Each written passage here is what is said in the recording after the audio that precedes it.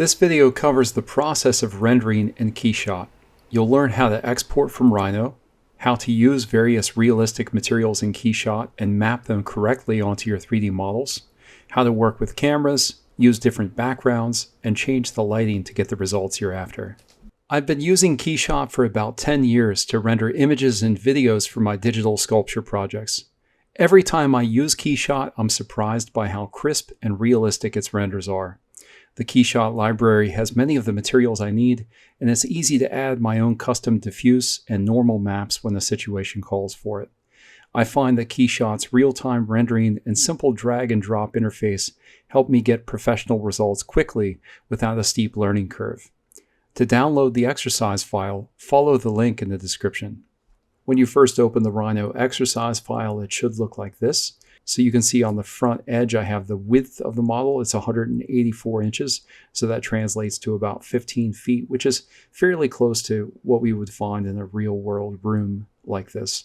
The reason that we want to use a real world scale for our geometry is that when we import to Keyshot, it will scale the materials based on the dimensions of the model. So if the model is extremely large or extremely small, you're going to get weird results with the materials. They just won't look quite right. In the layers panel, you can see that I've spent some time grouping things together and assigning meaningful names to the parts.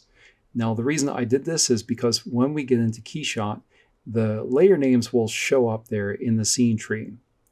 This makes it so that we can easily find what we're looking for. So by putting in some time up front, organizing our layers, it will speed things up quite a bit when we get into Keyshot. Just as one example, if we go down to the plant layer and look at the leaves sublayer and right click on it and go to select objects, there are 10 different leaves in that layer. So by having them all together on this sublayer, it makes it so that we can then in Keyshot drag a material onto leaves in the scene tree, and it will apply to all of those things at once.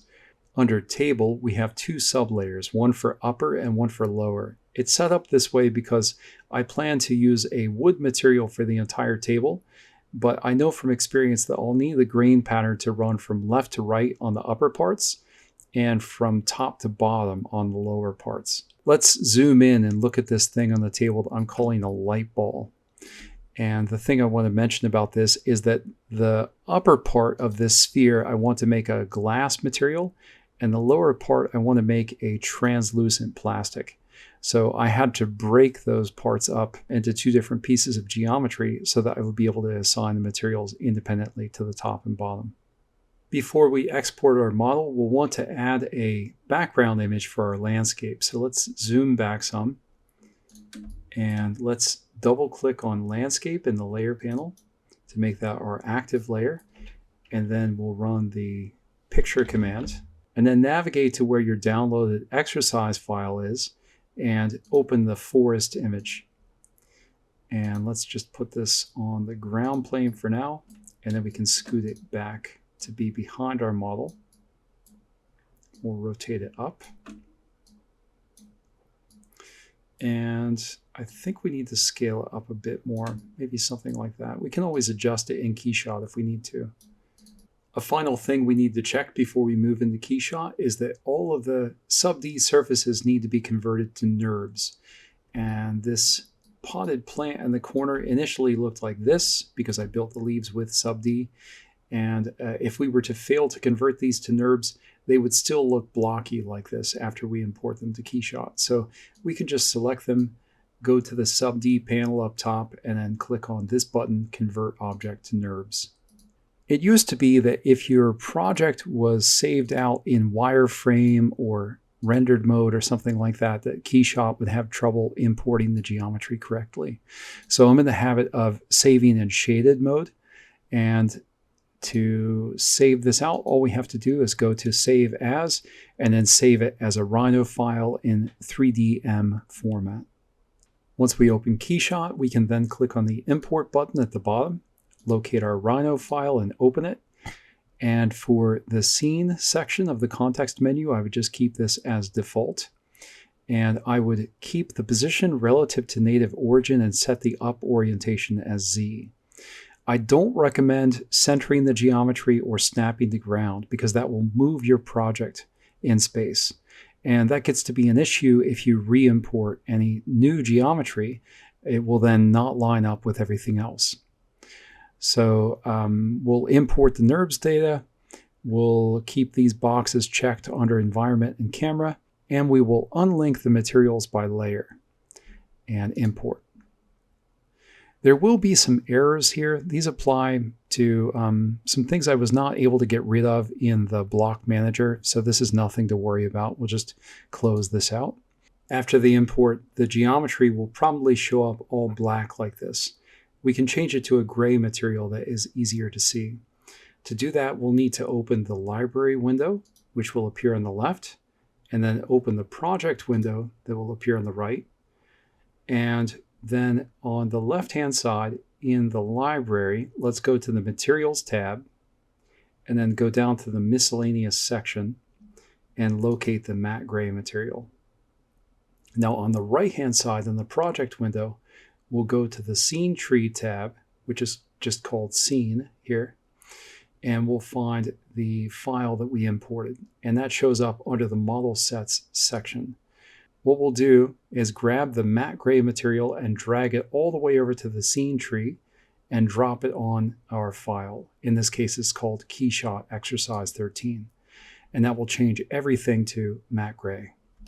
Let's hide the ceiling and the walls to make it easier to see the things that are on the table. So if we right-click on the ceiling and go down to Hide Part, it'll get rid of the ceiling. It's just hiding it in the scene tree here. And let's do the same for the walls. Hide part and hide part.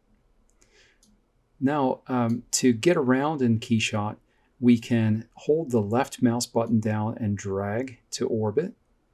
We can hold down on the middle mouse button and drag to pan. And to zoom, we'll roll the middle mouse button forward and backward. Now, if we want to redefine the center of our orbit, we can do that by holding Control and Alt and right-click on the part that we want to be at the center. In some rendering programs, the view of the model in the center would be a very rough preview of what the final output would look like. And the challenge with working that way is it's hard to know exactly what you're going to get. With Keyshot, on the other hand, we have a real-time view of the model in the center. And so what that means is if we hold the left mouse button down and drag and things get fuzzy, it's because we have just interrupted the render of the model. If we let this sit for a while, it will get more and more clear. In fact, if you're working on renders that require only small pixel dimensions, so pixel dimensions that are equivalent to what you have on the screen here, you could just move the camera around to the angle that you require for the render, let it sit for a while until it's as clear as you need it to be, and then click on the screenshot button. And this would save out a JPEG or a PNG file that matches what you see on the screen here. As you're getting started working with Keyshot, there are 4 main areas of the workspace I suggest focusing on. The first is the library, which is a collection of assets that you could add to your project. On the right, we have the project window, which contains a variety of settings that affect the way that the scene appears. Also in the project window, we have the scene tree, which we looked at previously. The third window to be aware of is render. After you've added materials to your project, you've added lighting, you've set up your cameras to save different points of view, you'll probably find that making the renders one at a time, positioning the camera, and then doing the screenshot is just a cumbersome way of working. It's much faster to batch process your images by setting up a queue, and so we'll talk about that later. The fourth area to be aware of in the workspace is this cluster of buttons up here in the top left. Keyshot is designed to make full use of the system resources it's given in order to quickly update the real-time render. And so if you're only working in Keyshot, you probably want the CPU usage to be set at 100%. But if you're working between 2 programs and you start to notice problems when you're in the other program, you might want to set this down to use fewer cores. Another way of dealing with working between 2 programs would be to simply pause the real-time render anytime you plan to navigate away from Keyshot. Later on in the video, when we have several materials applied to our project, it will start to lag, and the update will be kind of slow.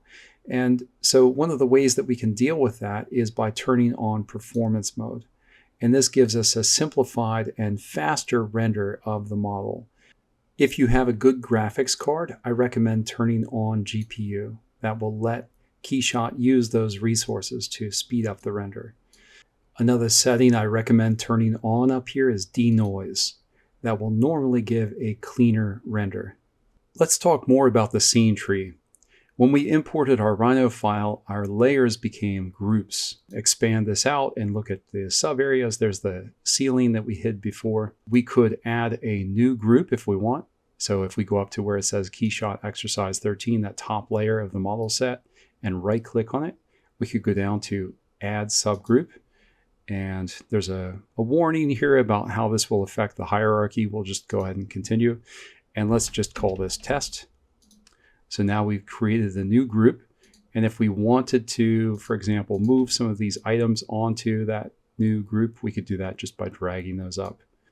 When we first imported our model, we grabbed this matte gray material and we dragged it over to the top level of the hierarchy in our scene tree. That did two things at once. It changed all of the geometry to be this matte gray, and it assigned material linking. And what that means is that if we were to then grab a matte black material and drag it into any part in the scene, it will affect all of the other parts.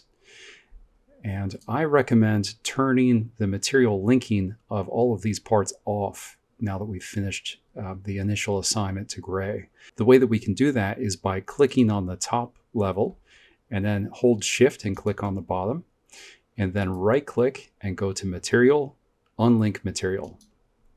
Now that we've done that, if we drag the matte black over, it will affect only the part that we're dragging onto. By the way, if you're ever in a situation where you have unwanted material linking between two parts, you can right click on the part in the real-time view and go down to Unlink Material. Now that we've gotten through some of the technical content, we can get into some of the more interesting stuff, which is to assign materials to the parts in the project. So the first thing we need to do is bring back our walls and ceiling. We can do that by right-clicking on an empty space in the real-time view and select Show All Parts. Then over in the scene tree, let's expand Room Parts and go down to Select Walls. Now we'll go over to the Materials tab in the library and navigate to the Architectural section, and we want Interior Diffuse White. So let's drag that all the way over to the Walls group and drop it. Again, by dragging the material over to the top level of a group in the hierarchy, we just assigned the material to all of the walls and we linked them together. So that means if we come out and double click on one of the walls in the real-time view, we then have an editor for that material that will apply to all the walls. Usually on interior walls, there's a slight orange peel texture. So let's add that. In the Textures tab of the library, we'll go down to the Bump Maps section and we'll find Blurred Clouds, and then let's drag that over to one of the walls and drop it. And then we'll have an option to choose the texture map type. What we want to do in this case is make this a bump map. So we'll click on that. And then you can see that the texture is really way too big if we're just going for that slight variation that you would get from a paint roller. So let's set the width and the height to be 3. So 3 inches. And that scales it down quite a bit. To keep things simple, let's use that same material on the ceiling. And we can easily copy the material from the walls to the ceiling by holding Shift and left clicking. So that copies the material. While still holding Shift, we'll right click on the ceiling and that applies the copied material. So that we can get more light into the interior space, let's go ahead and hide the ceiling and the side walls again. So we can just do that by right clicking and going to Hide Part. Now let's add a material to the floor. We'll go to the Material tab in the library. Then we'll go to the Wood section and we'll find the material called Old Wood Planks and drag that over. And I don't like the angle of this. I want the floor to go left to right. So we'll double click on the material and we'll go to the Textures tab. We'll then click on Move Texture.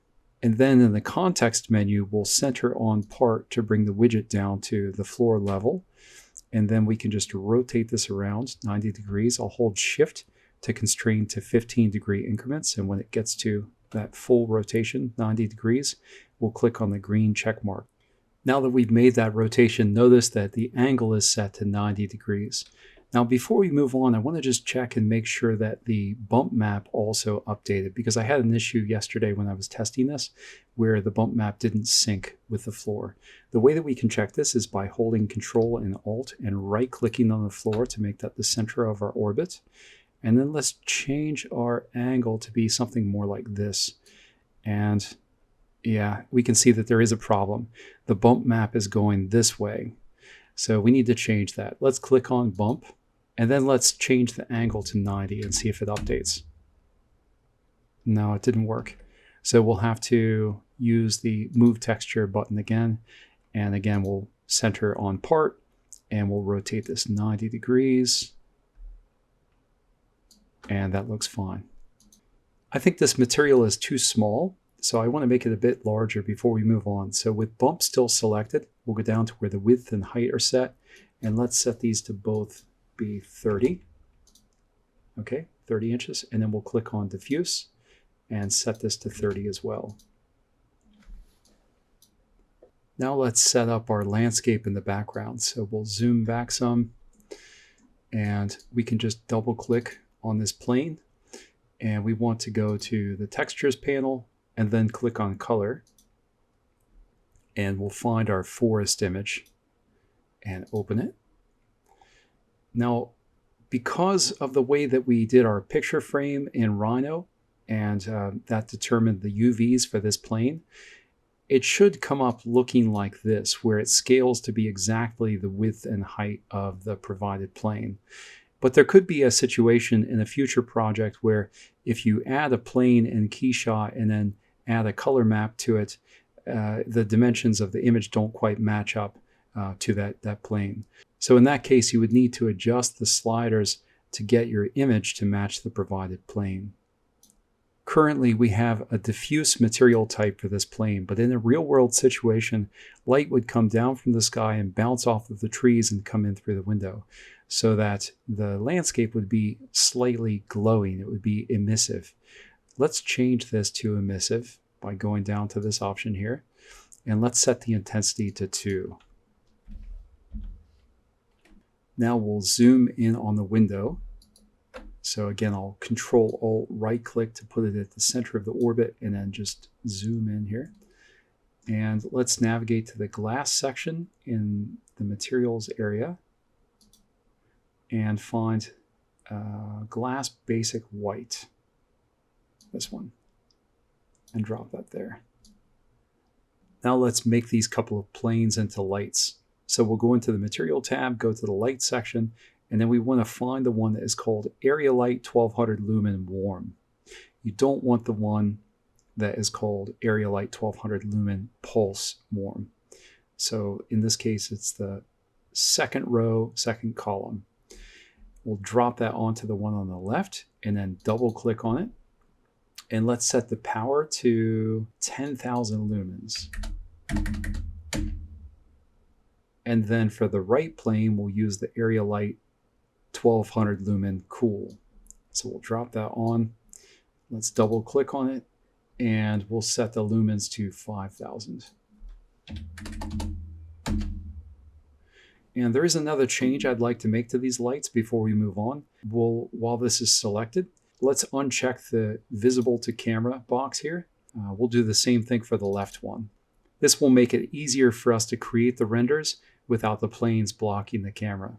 The reason that we set the lights up in this way with a bright warm light on the left and a cool dimmer light on the right is that it gives more dimensionality to the objects.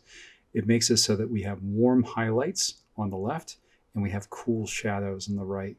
If you're feeling adventurous, you could push this even further by going into the material settings and adjusting the color to be more saturated on the left and on the right. For the curtains, let's go to the real cloth section and select the one called Plain Weave Mesh Red.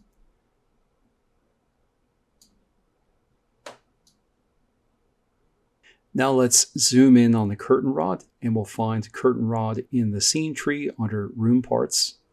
And then we'll go over to the material tab and we'll find the metal section and go to chrome. And we want chrome brushed. And we'll drag this all the way across to the scene tree to curtain rod to assign it to all 5 of the parts at once. Now under room parts, we'll find the group called window painted. And then in the miscellaneous section of the materials tab, we'll go to matte white and drag this all the way over to window painted to assign it to all 3 of those parts at once. By the way, if we need to deselect a part or a group, we can do that by either clicking the eyeball for the thing that we have selected and then click it again. That will deselect. Or we could just click on a blank area of the scene tree.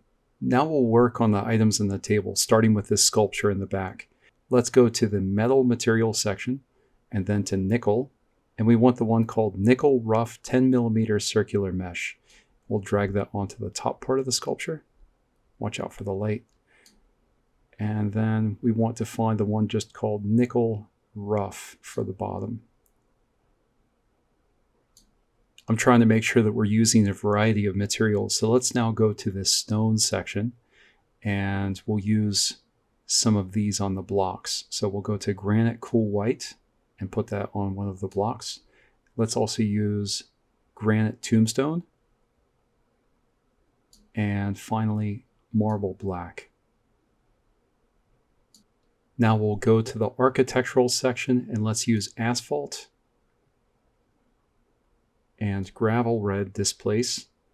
And this first glass material called glass window energy smart blue and tiles hexagon dark gray.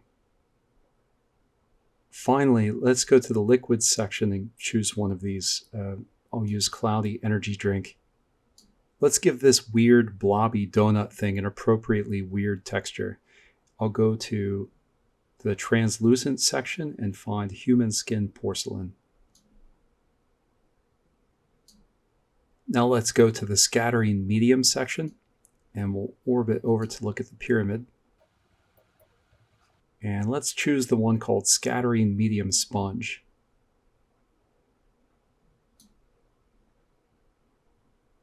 Now we'll work on the light ball, and for the top, I'll use glass basic. I think it's glass basic white. For the bottom, I'll go to the plastic section and choose clear rough plastic blue.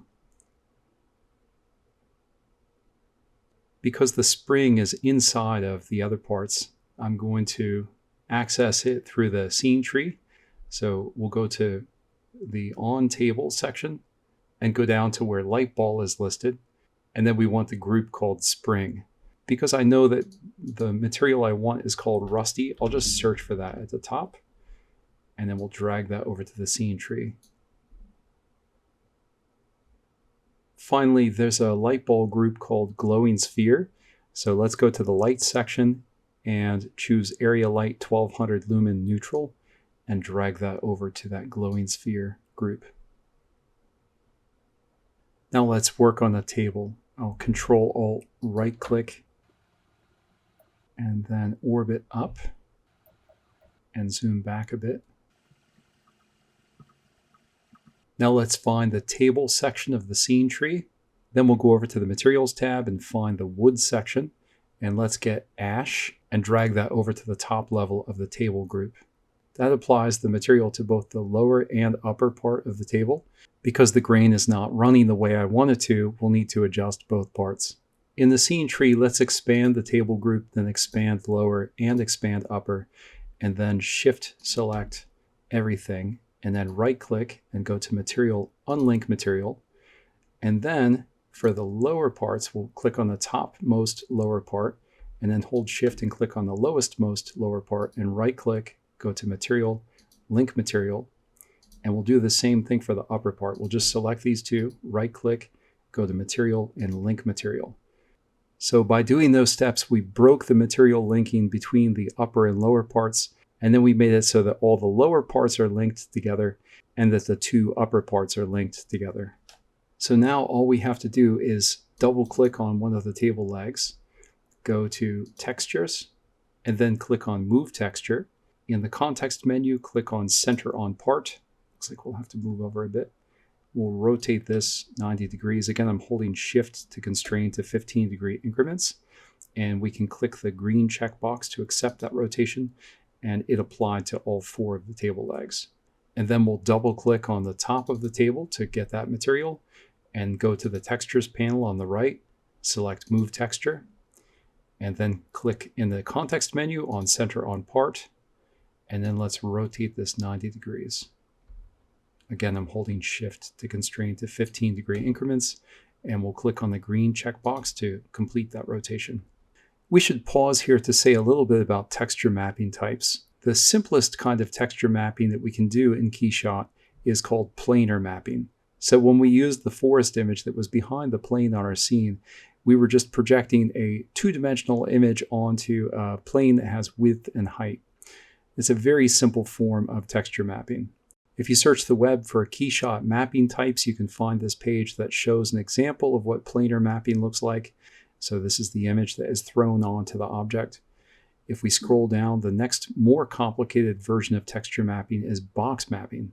And box mapping will project your image onto your 3D object from 6 sides at once. And this is the most commonly used method of texture mapping. It's the method that we used on our table here. Just as a quick example to compare planar mapping to box mapping, if we switch this to planar, it's projecting the image onto the upper part of the table from the side, and the top looks very odd as a result. But there are some limitations to box mapping. If we use box mapping on a cylindrical object, we'll end up with ugly seams. So it would be better if you have a cylindrical object to use a mapping type of cylinder and then move the texture to be centered on the part. For all of the mapping types that we've looked at so far, planar, box, cylindrical, you can just determine in Keyshot which approach works best for your model. But there are some cases where you might actually have to set up UVs for your model in Rhino before you import to Keyshot. For example, in the exercise file, we have a house plant in the corner. I knew that none of the types of mapping that we've looked at so far would work for the leaves. So what I needed to do was set up UVs for the leaves in advance. I'll show you the whole process I went through to do that. I made a new layer, and then in the layer panel, I clicked on the material to edit it, then clicked where it says plaster and switched this to custom. And then in the textures section where it says color, click to add texture, clicked on the folder icon to import this image, leaf 2, and pressed OK. I made the leaf 2 JPEG in Midjourney, but I could have just as easily searched on the web for leaf texture to find images that would work. Anyhow, once the custom material is set up in Rhino, the next step is to select your object and run the unwrap command. Mapping channel 1 is fine. We'll just push enter. And then because this is just a flat plane, I didn't have to actually select any seams. We could just push enter. By doing that, we just generated a UV map for the leaf, but it doesn't match up to the texture very well. And so now we can run the UV editor command, and that lets us select our geometry and move it over to relate to the image in the way we want it to. So then after I had the UVs finished on the first leaf, I copied and pasted it to create the other leaves. And by doing it in this way, all of these leaves share the same UVs, which means that in Keyshot, we can go to the plant group and then to the leaves subgroup, and then shift click to select all of these leaves, and right click, go to material, link material, and then double click on one of these leaves, click on textures, then on color, and import leaf 2. And it should show up on all of the leaves now, but we still have to change the mapping type to UV. You'll remember that the first step we did to make the UVs for the leaf was to run the unwrap command. That was quite simple because we already had a flat plane. But what if we have something that is more complex? For example, what if we have a cube and we want to turn this into a crate in Keyshot that has a different image on each side? Well, we would need to unwrap this. And so if we select it and run unwrap, we'll keep mapping channel 1. Now we have to select the seams. I'll switch to wireframe, and let's select all of the vertical edges. And we'll select all but one of these horizontal lower edges and push enter. And now if we run UV editor, we can see the UVs.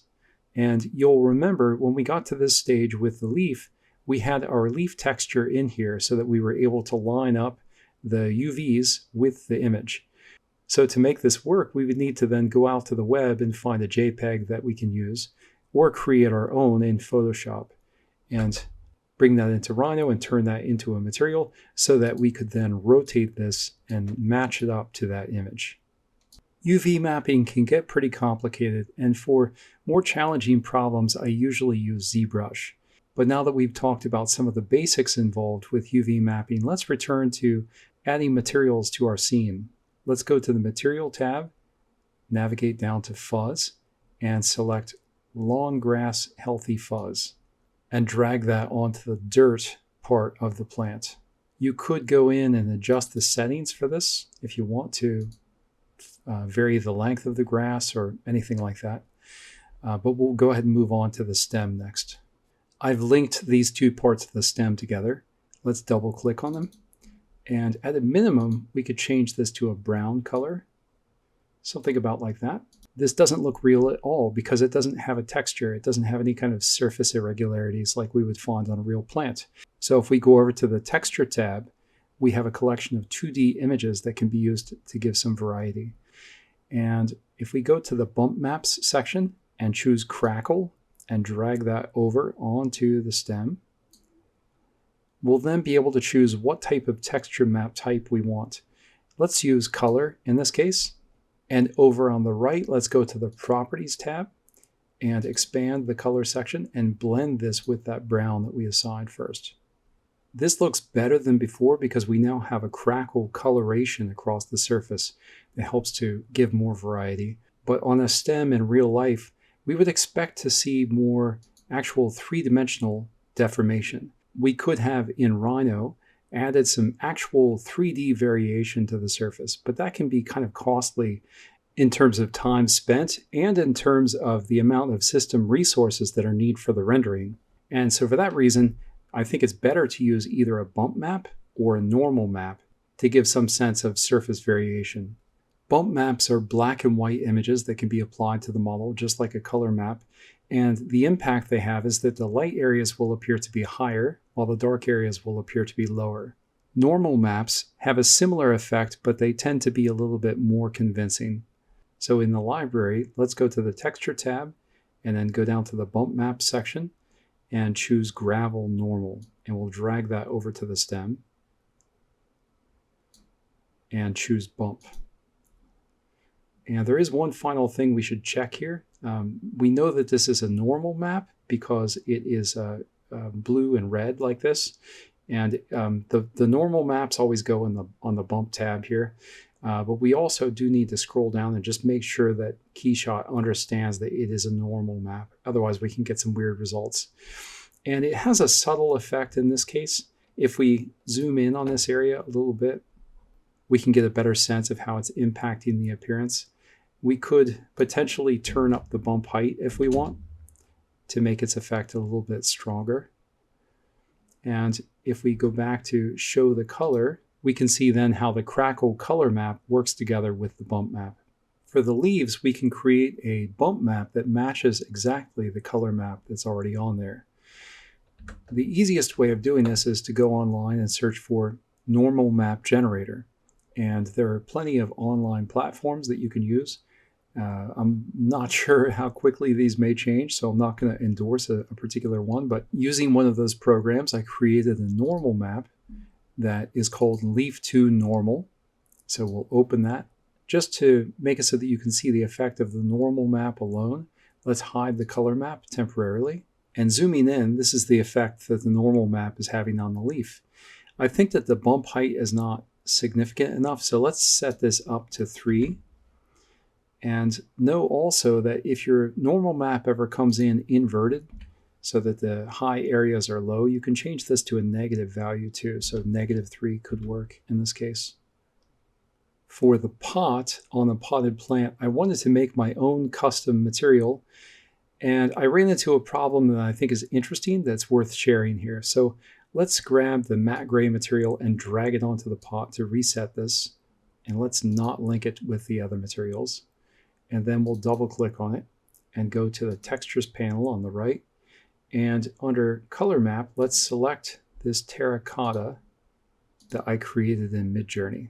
Obviously, with a mapping type of box, it's not going to work. We already established that cylinder mapping would be better. If we move the texture and center on part, this at least looks better than it did before. But we still have this big ugly seam. And that's because the image is only so big, and at some point the image needs to be repeated. So the fix for this is to create a seamless texture. The way we can do that is to go into Photoshop and then use Filter and go to Other and Offset, and then make it so that we're putting the edges of the image toward the middle. About like that. Okay, so we could, if we were really crafty then, go in and push S to bring up the clone stamp tool, hold Alt to define our source area, and then copy that across the seam. And we could go through and try to get this to match up by just kind of blending things together over the top of the seam. And you can probably already see this is going to be a really complicated problem to solve. There are a couple of issues here. One is it's a really complicated pattern. The other issue is that the image has a lot of variation in it from light to dark. So if we undo the offset, it's much brighter up here, and it's much darker down here. We could try to, before we do the offset, crop in to what seems like a good cell unit size, like maybe something like that.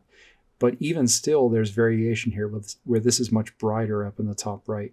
So this would be a very challenging image to try to offset and turn into a seamless texture. So I eventually gave up on the terracotta approach and decided to go back into Midjourney and make a simple repeated floral pattern. And this I think is much more promising to be able to get to repeat. I'm going to crop in. I'm using a 1:1 ratio so that we'll end up with a square format for our tile. And that looks pretty decent. We'll push enter to crop in. Now we'll zoom in some. And again, ordinarily the way I would get rid of the seams is by going to Filter, Other, Offset, and then use the clone stamp to blend away those seams. But I think in this case, it will actually be easier to do a lasso selection of the flower in the middle and then repeat it out to the sides. So I pushed L on the keyboard, and then we'll select this area here and press C, Control C rather, and then Shift Control V to put it exactly where we found it.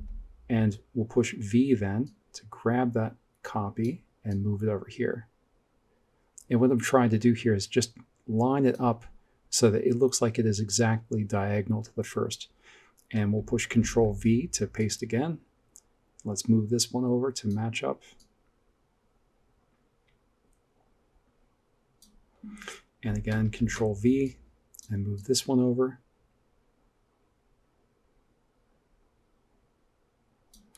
And Control V once more.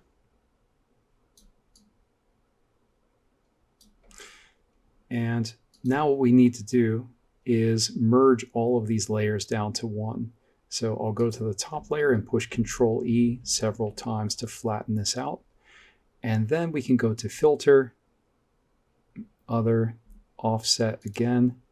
And let's just see how the seams look if we move this in toward the center.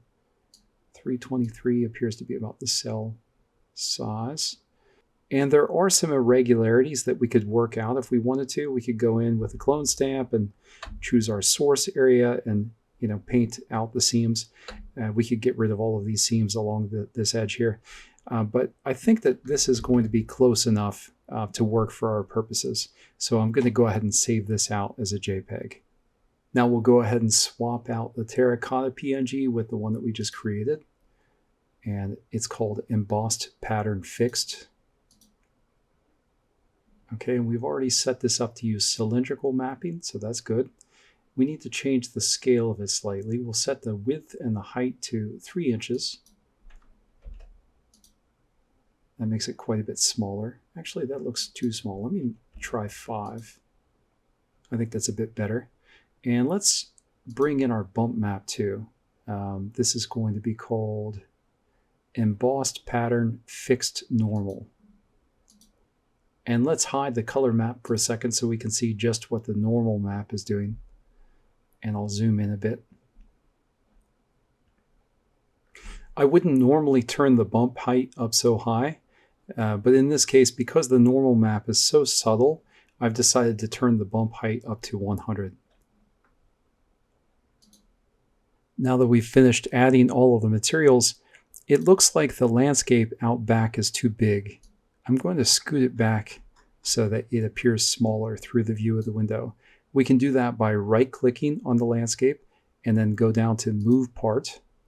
And in the context menu, if you only want to translate this back in space or only rotate, you could uncheck the other boxes, but we'll just go ahead and leave them all on in this case. And scoot that back and down a bit.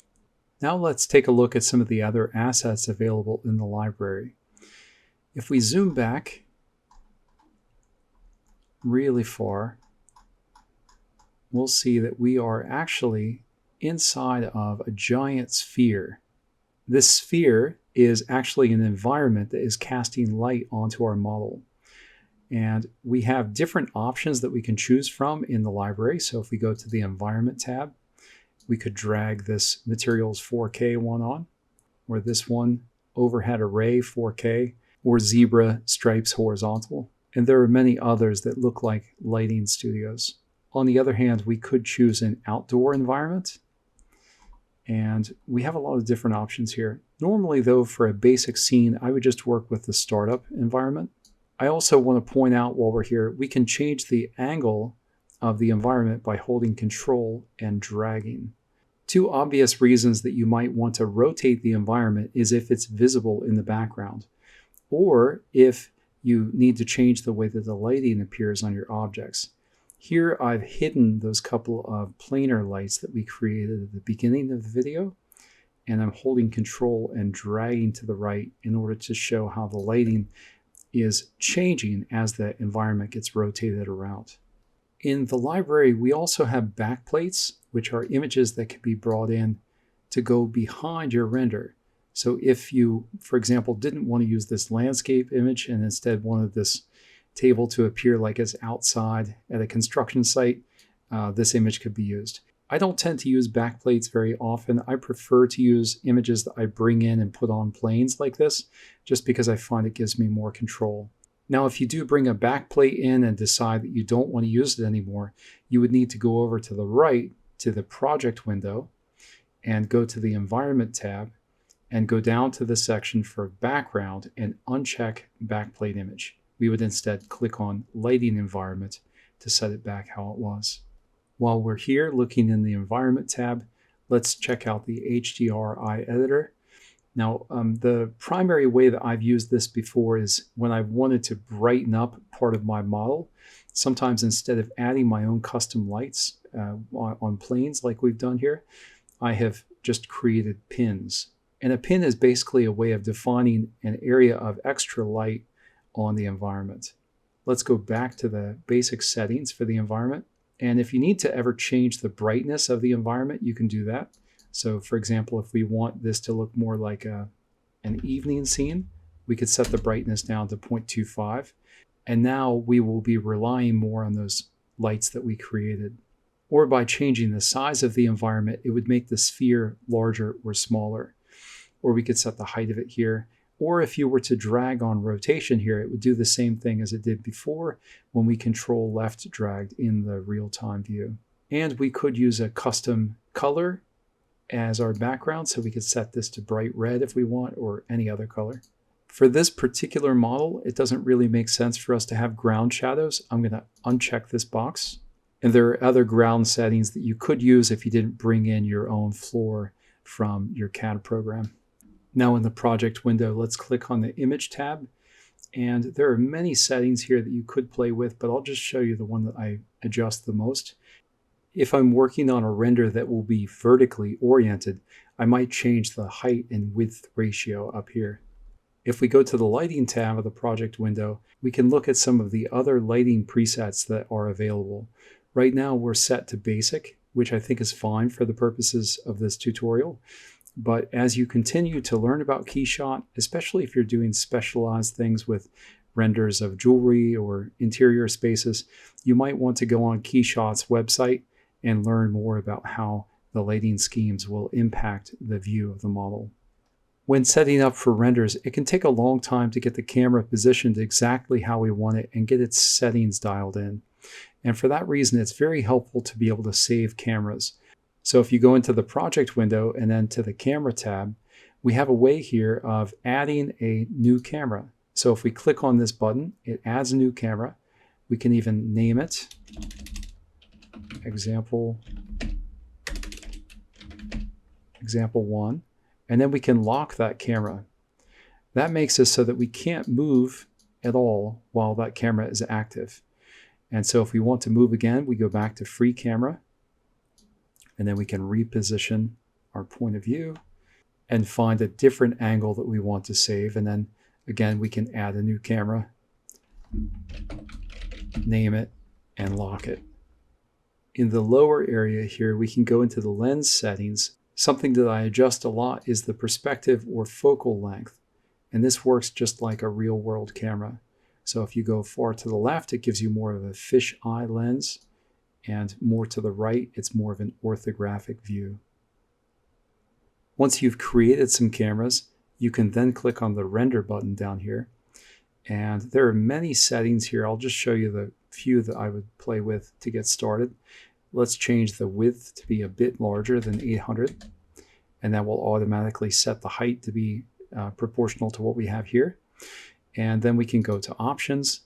We'll keep this as 64 for now, but if you need a really high resolution image, you might turn this up. Or instead of working with samples, you could set this to maximum time. For example, if you want to spend 15 minutes per render, you could do that with this option. And then when you're finished with all of these settings, you can click Add to Queue. And let's do this for a few different images. So we'll go to this other camera and click on Render. And we'll just use the same settings as before and click Add to Queue. Now we've added the third camera too, and we have in the queue a little preview window here that shows us what the renders are going to look like, and we can reorder them if we want to. And whenever you're happy with how the queue is set up, you can click Process Queue down in the bottom right, and it will start to create the renders.